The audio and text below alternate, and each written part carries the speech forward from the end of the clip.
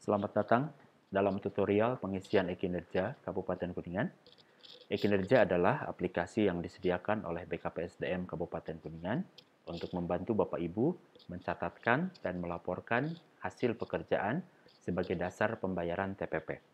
Langkah pertama, Bapak Ibu harus menyediakan perangkat yang terhubung dengan jaringan, bisa berupa laptop, tablet, ataupun HP. Dalam praktek kali ini, saya akan menggunakan laptop. E-kinerja bisa diakses melalui pengetikan kata kunci sebagai berikut.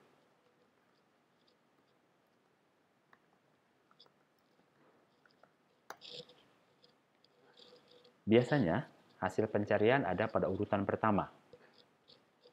Tetapi, jika hasil ini tidak muncul, Bapak Ibu dapat melakukan alternatif dengan mengetikkan alamat sebagai berikut pada halaman URL yang ada pada bagian atas browser. E-kinerja titik kuningankab.go.id. Nah, ini akan membawa Bapak Ibu ke halaman awal aplikasi e-kinerja. Jika Bapak Ibu menggunakan search engine seperti tadi, maka hasil pencarian harus Bapak Ibu klik terlebih dahulu, sehingga kita akan sampai pada halaman awal aplikasi e-kinerja. Pada halaman ini, Bapak Ibu terdapat fasilitas login pada bagian kanan atas. Jika Bapak Ibu pilih, maka akan muncul dialog seperti ini. Dialog ini akan meminta nama pengguna dan kata sandi. Nama pengguna biasanya adalah NIP. Kata sandi sama seperti pengisian SKP online yang biasa Bapak Ibu gunakan melalui Simpeg pada tahun-tahun yang lalu. Jadi kalau Bapak Ibu sudah mengisi SKP online, maka bisa dipastikan Bapak Ibu mempunyai nama pengguna sekaligus kata sandi. Nah, jika Bapak Ibu belum mendapatkan ini, silakan hubungi operator SKPD setempat.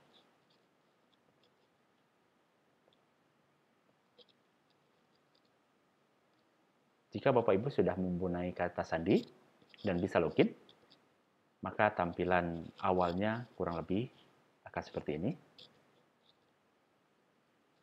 Baik, Bapak Ibu, pada tampilan ini ada 3 bagian. Yang pertama, sebelah kiri adalah identitas Bapak Ibu sendiri. Sebelah kanan adalah notifikasi. Notifikasi ini hanya akan muncul bagi Bapak Ibu yang mempunyai bawahan atau rekan kerja yang bekerja melalui koordinasi Bapak Ibu. Sedangkan bagian tengah akan menunjukkan grafik kinerja yang telah Bapak Ibu capai. Kebetulan kami sudah melakukan pengisian sejak Januari, sehingga bisa dilihat kondisi grafik sebagai berikut. Pada bagian atas, angka yang diisikan pada grafik warna biru adalah jumlah menit kehadiran. Contoh, untuk bulan Januari, kehadiran saya adalah 12.228. Sedangkan angka yang disimpan pada grafik warna kuning adalah menit efektif. Menit efektif adalah jumlah waktu yang digunakan untuk bekerja di luar istirahat, sholat, dan makan. Grafik ini akan terisi secara otomatis. Grafik kehadiran akan terisi begitu Bapak Ibu melakukan fingerprint pada pagi hari dan fingerprint pada sore hari, atau melaporkan kehadiran melalui aplikasi Simpeg Online. Angkanya akan berbeda satu dengan orang lain tergantung kedatangan dan pengabsenan jam pulang. Baik, langkah pertama untuk memulai pengisian e-kinerja ini, Bapak Ibu harus melihat menu kinerja pegawai. Apabila kita pilih, ada menu pertama, pengelolaan SKP. Bapak Ibu klik, maka akan muncul SKP tahunan sebagaimana yang biasa Bapak Ibu isi. Yang harus diperhatikan, periode penilaiannya harus tertanggal 2 Januari 2020 sampai dengan 31 Desember 2020. Dalam beberapa kasus, Periode penilaiannya ada yang masih 2019. Artinya, Bapak Ibu belum menyelesaikan SKP tahun 2019 dan belum bisa mengisi SKP tahun 2020. Solusinya, silahkan selesaikan dulu SKP tahun 2019 atau hubungi operator SKPD yang bersangkutan. Kalau Bapak Ibu sudah mempunyai SKP 2020 atau sudah mengisinya seperti ini, maka isiannya itu sama dengan pengisian SKP tahun-tahun sebelumnya.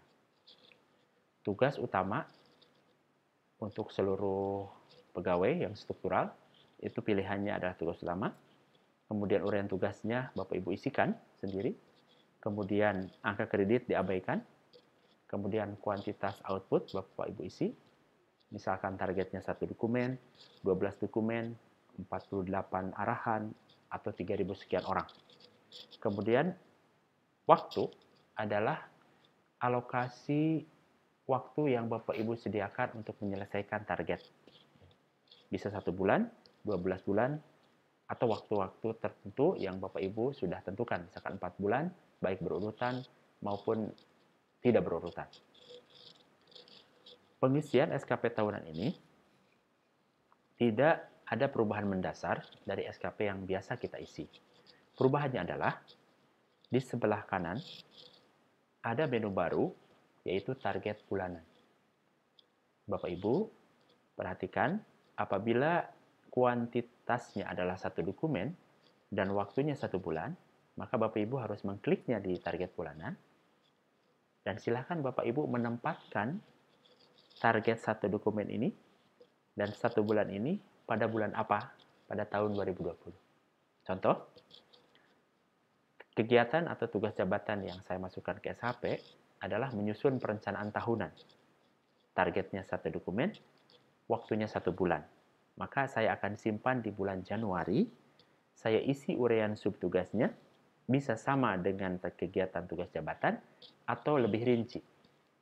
Saya isikan kuantitas dan 1 dokumen. Kuantitas ini bisa Bapak Ibu pilih. Pilihannya banyak, silakan isikan sesuai dengan output yang Bapak Ibu hasilkan. Kemudian, saya isikan angka 1 pada bulan Januari.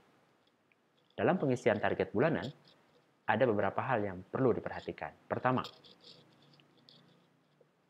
jumlah kuantitas tahunan harus setara dengan bulanan. Jadi kalau Bapak Ibu mengisinya lebih, maka ini tidak bisa disimpan.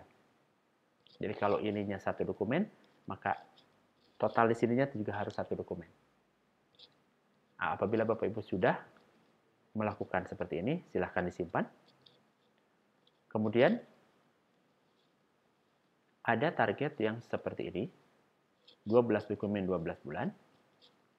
Kebetulan, tugas ini adalah tugas rutin, sehingga saya menempatkannya 1 bulan 1 dokumen secara merata. Pertanyaannya, apakah semua target harus disimpan secara merata? Tidak perlu. Target Bapak Ibu disimpan pada bulan yang memang Bapak Ibu mengerjakan dan menyelesaikan tugas tersebut. Contoh, pada target yang ada pada SKP saya, ada target penyelesaian pangkat, pengangkatan japung, dan sebagainya, yang jumlah orangnya tidak merata. Seperti ini targetnya 12 bulan, tetapi akan terpusat mayoritas pada bulan April dan bulan Oktober. Nah, jadi sekali lagi, Bapak Ibu, target yang ada di sini, target tahunan, silahkan diletakkan sesuai dengan kapan Bapak Ibu menyelesaikan target tersebut, pada bulan apa target tersebut akan dikerjakan dan diselesaikan. Semua target tahunan itu harus di breakdown dalam target bulanan. Dan diharapkan tidak ada bulan yang kosong. Karena begitu Bapak Ibu terdapat bulan yang kosong, tidak ada target jabatannya, maka SKP-nya tidak bisa dihitung. Untuk mengeceknya, Bapak Ibu kalau sudah mengisikan ini secara penuh, dapat melihat dia realisasi kerja. Relasi kerja ini ada akhir periode untuk 1 tahun, ada per periode. Nah, Bapak Ibu bisa mengecek pada Januari itu ada berapa tugas jabatan yang dibebankan, pada bulan Februari berapa. Seperti kita lihat, jumlahnya berbeda-beda karena tidak semua pekerjaan ada pada tiap bulan. Maret berapa, kemudian April, dan seterusnya. Bapak Ibu bisa mengecek sampai dengan bulan Desember. Nah, itu untuk mengecek apakah tugas jabatan dan target kerja ini sudah terbagi pada target bulanan. Baik. Sesudah Bapak Ibu menyelesaikan pembagian target tahunan menjadi target bulanan seperti ini, Bapak Ibu mulai dapat mengisi aktivitas kerja. Aktivitas kerja, Bapak Ibu bisa mengaksesnya pada menu kinerja pegawai pilihan kedua. Jika Bapak Ibu pilih, maka akan muncul dialog seperti ini. Pada menu aktivitas kerja ada 3. Yang pertama, yang paling kiri adalah agenda. Agenda ini akan muncul jika Bapak Ibu sudah melaporkan aktivitas kerja. Yang di tengah ini adalah kalender. Bagian atasnya yang berwarna hijau itu adalah menit kehadiran Bapak Ibu. Yang berwarna kuning adalah waktu efektif. Nah, sehingga pengisian kinerja ini baru dapat dilakukan kalau Bapak Ibu sudah melaporkan kehadiran. Bagi Bapak Ibu yang menggunakan aplikasi Android, begitu Bapak Ibu melaporkan kehadiran di pagi hari, maka otomatis Bapak Ibu bisa mengisi kinerja. Bagi yang melakukan fingerprint dan retina, maka kami akan meminta operator untuk menyetorkan absen Bapak Ibu, presensi Bapak Ibu, paling lambat jam 10 pagi. Sehingga Bapak Ibu bisa mengisi kinerja sesudah jam 10 pagi. Oke. Di sebelah kanan, ini adalah pilihan aktivitas. Pilihan aktivitas ini bisa Bapak Ibu lihat ada 1, 2, 3, 4, 5, 6, 7, 8, 9 jenis. Yang pertama, kita akan coba satu-satu. Apel hari Senin. Nah, jika Bapak Ibu pilih apel hari Senin, Bapak Ibu silahkan tentukan tanggalnya. Dalam hal ini, saya akan mengisikan tanggal 23 misalkan.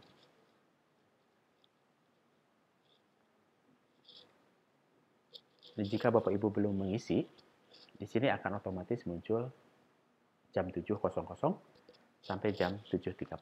Kebetulan saya sudah mengisi.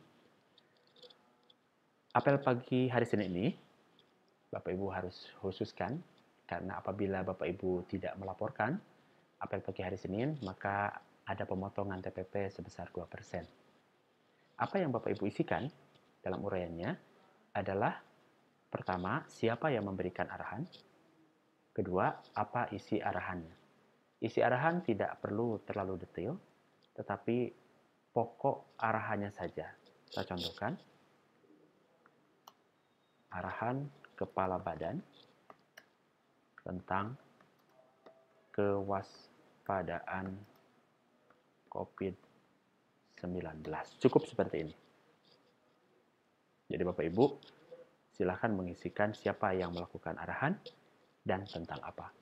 Apabila ingin lebih detail, tidak masalah. Kemudian sesudah itu, Bapak Ibu harus mengisikan hasilnya. Biasanya 1, dan satuannya adalah arahan. Nah, sesudah Bapak Ibu mengisi seperti ini, Bapak Ibu boleh menyimpannya.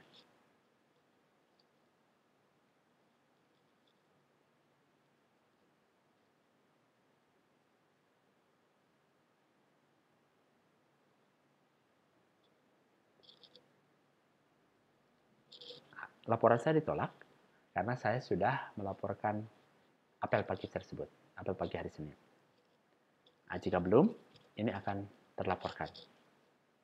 Nah, kita contohkan yang lain.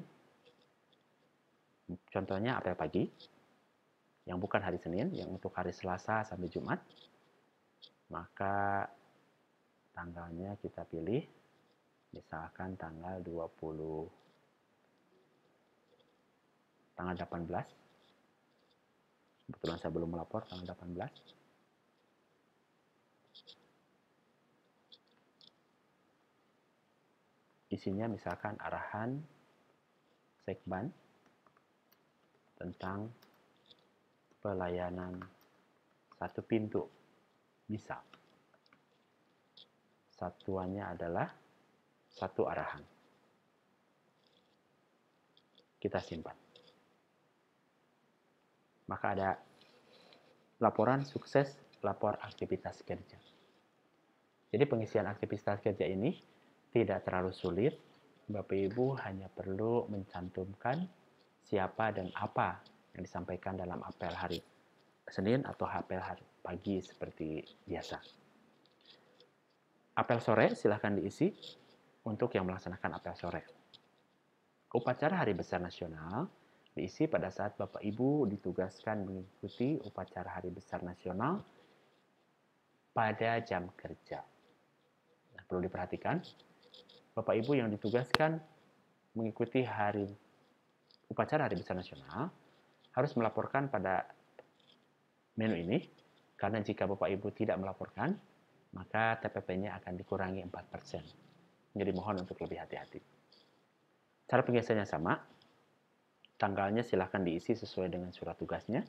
Uraiannya adalah siapa yang memberikan arahan, kemudian apa isi arahannya, hasil dan volumenya sama. Baik. Menu berikutnya dalam pengisian aktivitas kerja adalah pelaksanaan tugas jabatan. Nah, ini ya agak perlu perhatian lebih. Pertama, pelaksanaan tugas jabatan inilah yang akan dinilai sebagai pencapaian kinerja Bapak Ibu dalam bulan yang bersangkutan. Untuk mengisi tugas jabatan, Bapak Ibu harus merujuk terlebih dahulu pada bagian bawah ini. Nah, tugas jabatan apa yang akan Bapak Ibu laksanakan atau laporkan? Ini adalah uraian tugas jabatan saya pada bulan Maret. Seperti Bapak Ibu lihat, tidak seluruh SKP tahunan dibebankan pada bulan Maret. SKP tahunan saya sekitar 12, yang ada pada bulan Maret adalah 5. Maka untuk melaporkan ini, saya harus memilih salah satu. Contoh, saya pilih pelayanan pengembangan karir aparatur. Bapak Ibu, silahkan lihat pada bagian bawah, ada target kegiatan tahunan. 1 kegiatan pada bulan Maret. Kapan Bapak Ibu melaporkan ini? Pada saat kegiatan tersebut sudah selesai. Contoh, pelayanan pengembangan karir aparatur. Ini adalah tugas atau pelayanan yang diberikan kepada kami seperti proses in-passing, pejabat fungsional, usulan periodisasi kepala sekolah, dan sebagainya. Dan saya hanya akan melaporkan pada saat kegiatan tersebut selesai pada akhir bulan. Sehingga uraiannya akan sama. Misalkan, penyelesaian periodisasi kepala sekolah. Volumenya, perhatikan ininya. Apabila Ibu sudah selesai atau Bapak sudah selesai, maka volumenya adalah 1 kegiatan. Apabila sudah terisi seperti ini, nah Bapak Ibu silahkan pilih tanggal, jangan lupa. Misalkan saya mengisinya tanggal 20, karena dikerjakan tanggal 20 dan selesai tanggal 20, maka saya bisa simpan. Nanti ada notifikasi sukses laporan aktivitas kerja. Ada beberapa kesalahan yang mungkin secara tidak sengaja kita lakukan. Tugas jabatan ini, sekali lagi, apabila targetnya hanya 1 dokumen atau 1 kegiatan, maka Bapak Ibu baru boleh melaporkan hasil pencapaian tugas jabatan tersebut pada saat pekerjaannya sudah selesai dan satu kali saja. Kalau Bapak Ibu merujuk berulang-ulang, maka ada kemungkinan target SKP-nya akan melebihi 100%. Nah, mungkin Bapak Ibu bertanya, proses penyelesaian tugas jabatan itu memakan waktu lebih dari 1 hari. Misalkan, pembuatan dokumen untuk tugas jabatan tersebut dikerjakan dalam waktu 2 minggu. Bagaimana melaporkan prosesnya? Maka untuk melaporkan proses, Bapak Ibu dapat memilih pelaksanaan tugas manajerial. Bagian kedua dari bawah, Bapak Ibu klik. Misalkan saya memilih tanggal 20 yang tadi, atau sebelum tanggal 20, tanggal 19. Waktunya silakan Bapak Ibu tentukan. Saya contohkan penyusunan draft keputusan periodisasi kepala sekolah. Nah, ini tanggal 19 ini saya memfinalkan periodisasi kepala sekolah yang akan saya laporkan besok hari. Maka satuannya bukan kegiatan.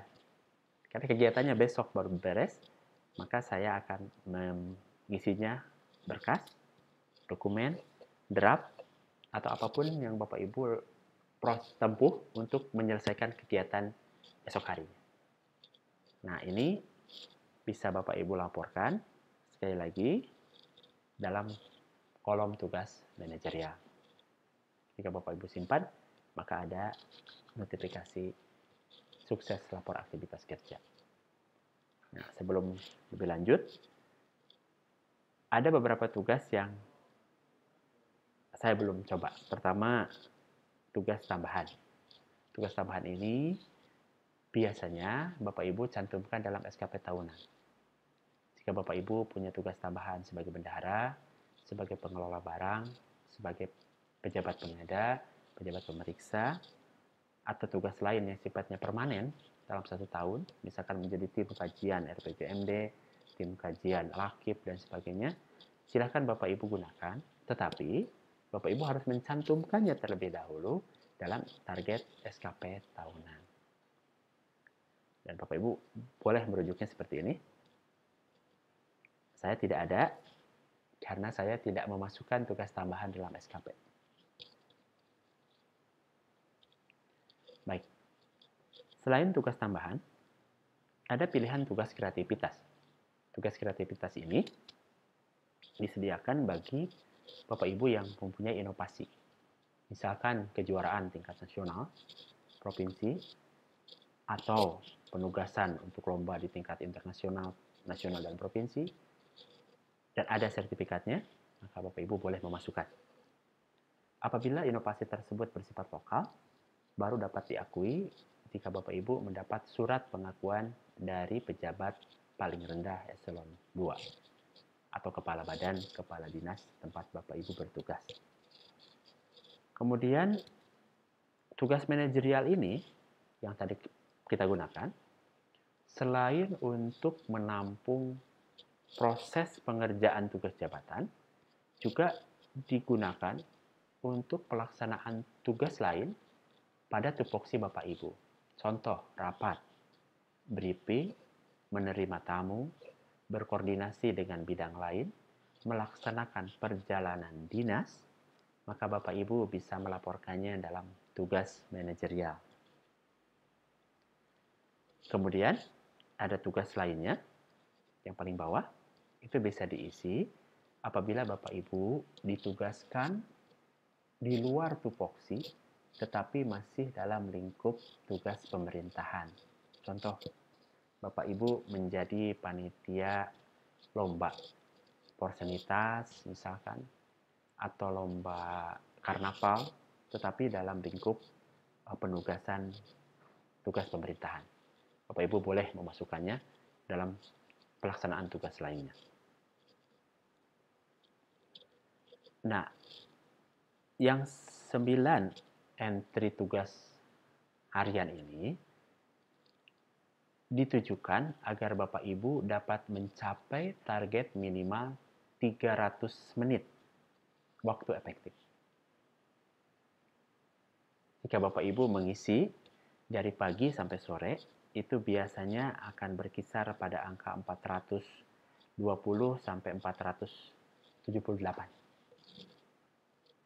Nah, kalau Bapak Ibu melaksanakan perjalanan dinas, maka Bapak Ibu akan otomatis dihitung waktu efektifnya penuh dari jam 7 sampai setengah 4. Isi uraiannya adalah tugas apa yang Bapak Ibu laksanakan pada perjalanan dinas tersebut.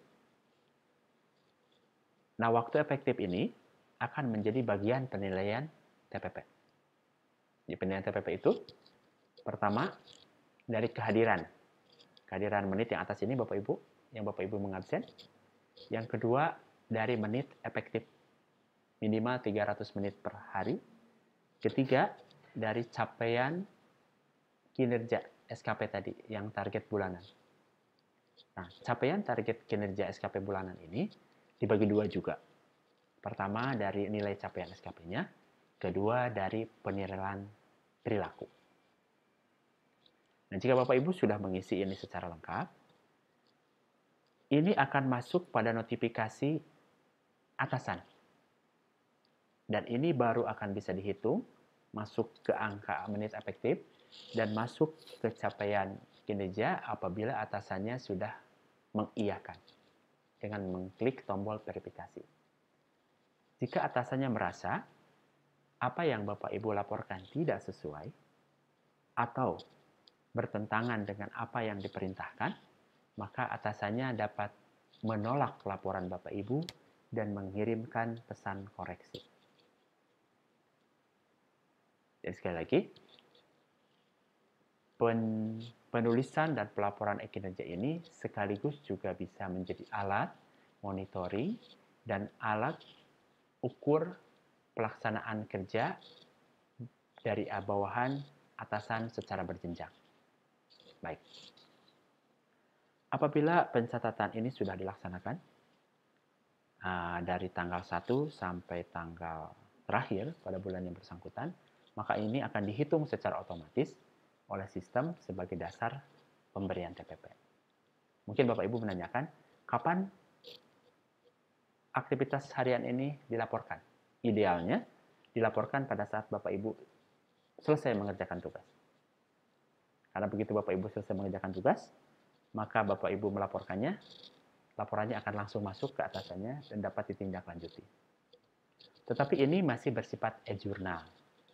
Jika Bapak Ibu tidak bisa melaporkan langsung pada saat pekerjaan beres, maka laporan bisa dilaksanakan pada sore hari, sesudah jam kerja. Atau dapat dilaksanakan 1 minggu sekali. Asalkan Bapak Ibu mencatat dulu secara manual pekerjaan dari hari Senin pagi sampai Jumat sore. Secara teknis, Bapak Ibu dapat melaporkan paling lambat 1 bulan sekali menjelang perhitungan TPP. Tetapi itu tidak kami sarankan karena pertama, sistem akan sangat berat mengentrikan sekian banyak dan kemudian verifikasi atasan akan terhambat. Idealnya, silakan Bapak Ibu mengisi pada saat Bapak Ibu selesai mengerjakan tugas atau setidaknya pada sore hari sesudah Bapak Ibu selesai melaksanakan tugas 1 hari. Ini adalah bagian baru yang tidak ada pada SKP online tahun-tahun sebelumnya. Tujuannya adalah kami ingin merekam kinerja Bapak Ibu sehingga Bapak Ibu mempunyai bukti pada saat nanti diaudit kinerja. Selain penilaian SKP, Bapak Ibu dapat melihatnya, penilaian SKP ini pada pengelolaan SKP di sebelah kiri kanan target kinerja, Bapak Ibu dapat melihat capaiannya, realisasi kerja. Nah, ini ada akhir periode untuk tahunan seperti tahun-tahun yang lalu. Bapak Ibu bisa mengecek per bulan. Contoh untuk bulan Maret, nilai capaian SKP saya sudah 132. Artinya ada beberapa pekerjaan yang melebihi target bulanan tersebut. Nah, sesudah Bapak Ibu mencapai target bulanan seperti ini, maka bagi Bapak Ibu pejabat, Bapak Ibu juga harus memberikan penilaian perilaku. Penilaian perilaku ada di tab sebelah kanan. Jika dulu penilaian perilaku dilaksanakan per tahun, maka sekarang penilaian perilaku harus dilaksanakan per bulan. Misalkan untuk bulan Maret, maka penilaian perilaku akan muncul di sini. Penilaian perilaku saya dilakukan oleh Pak Kepala Badan. Nah, Bapak Ibu yang akan menilai perilaku, silakan melakukan penilaian SKP bawahan. Jika diklik, maka akan muncul menu seperti ini. Nah, kebetulan dalam menu saya muncul semua karena saya posisinya admin. Tetapi Bapak Ibu nanti hanya akan muncul bawahannya sendiri saja. Nah, penilaian perilaku dapat dilakukan pada tombol ini, penilaian perilaku bawahan. Saya akan contohkan. Di sini ada, nah ini bulan-bulannya. Bapak Ibu silahkan mengisi sesuai dengan bulan mana Bapak Ibu akan melakukan penilaian. Jika Maret, diklik Maret, maka muncul di sini bulan Maret. Nah, akumulatif dari pencapaian target bulanan, yang ini, nilai SKP yang ini, kemudian ditambah dengan penilaian perilaku, itu yang akan menjadi tolak ukur pemberian TPP. Targetnya adalah Bapak Ibu mendapatkan 100% TPP dari pencapaian kinerja jika SKP bulan yang bersangkutan nilainya minimal 76 atau kategorinya baik. Misalkan kita akan contohkan untuk bulan Februari nilai capaian SKP saya 100 sekian. Kemudian penilaian perilaku untuk bulan Februari 83. Nanti sistem secara otomatis akan mengkalkulasi berapa nilai capaian SKP bulan Februari. Nanti itu akan divalidasi dan akan menjadi dasar pemberian TPP yang akan diberikan pada bulan berikutnya. Baik Bapak Ibu, pengisian kinerja kurang lebih seperti itu. Jadi kami harap Bapak Ibu dapat melakukan pengisian sendiri karena apa yang Bapak Ibu laporkan adalah apa yang Bapak Ibu kerjakan. Yang berhak melaporkan adalah orang atau pegawai atau aparatur yang mengerjakan tugas tersebut. Nah, kami harap dengan proses seperti ini, Bapak Ibu akan dengan sungguh-sungguh melaksanakan tupoksi yang Bapak Ibu emban, sekaligus tugas-tugas lain yang diberikan kepada Bapak Ibu dalam lingkup tugas pemerintahan, karena semua itu akan tercatat dalam sistem dan akan dijadikan bahan pengukuran kinerja Bapak Ibu sekalian. Nah, apabila sudah selesai, maka Bapak Ibu dapat melihat di sini. Nah, ini contohnya, saya sudah di-approve oleh Pak Kepala Badan pada bulan Februari, menit efektif saya 7.792. Untuk bulan Maret masih 5.729 karena masih dalam proses. Nah, apabila Bapak Ibu sudah selesai mengisi, Bapak Ibu dapat logout. Mengenai perhitungan Bapak Ibu pencapaian kinerjanya berapa, kemudian nanti nilai SKP-nya berapa secara akumulatif, Bapak Ibu dapat melihatnya dalam laporan. Sehingga di pengelolaan SKP ini ada fasilitas cetak.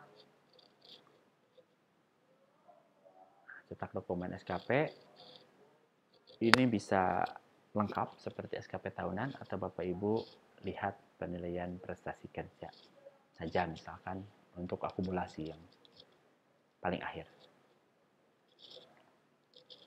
Nah, seperti ini Bapak Ibu.